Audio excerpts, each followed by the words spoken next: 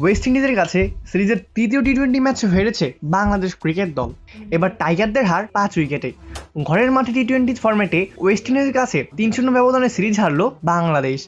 সিরিজের তৃতীয় ম্যাচে আগে ব্যাট করতে নেমে 151 রান তুলেছিল বাংলাদেশ। 62 বলে 19 রানের ঝলমল ইনিংস খেলেছেন টাইগার ওপেনার তানজিদ তামিম। 22 বলে 23 রান করে সাইফ হাসান আর কেউ দু অঙ্ক ছুঁতে পারেননি। 89 রানের ইনিংসে খেলা তানজিদ সিরিজের 3 ম্যাচে মিল করেছেন 165 রান, যা সিরিজের সর্বোচ্চ রান সংগ্রাহক। দুর্দান্ত এই ইনিংস খেলার পথে একাধিক রেকর্ডে নাম লিখিয়েছেন তানজিদ। দলের রানের 58.94% রান এসেছে তানজিদের ব্যাট থেকে। দলের রান বাংলাদেশের সর্বোচ্চ শতাংশে রানের রেকর্ড গড়লেন তানজিদ তামিম। এছাড়া ইনিংসটি খেলার পথে 1000 আন্তর্জাতিক টি-20 রানও ছুঁয়েছেন তানজিদ। বাংলাদেশিদের মধ্যে সবচেয়ে দ্রুত 1000 রান ছুঁয়েছেন তানজিদ। 1000 রান করতে তানজিদের লেগেছে মাত্র 42 ইনিংস। এর আগে 45 ইনিংসে 1000 রান ছুঁয়েছিলেন তাওহিদ হৃদয়।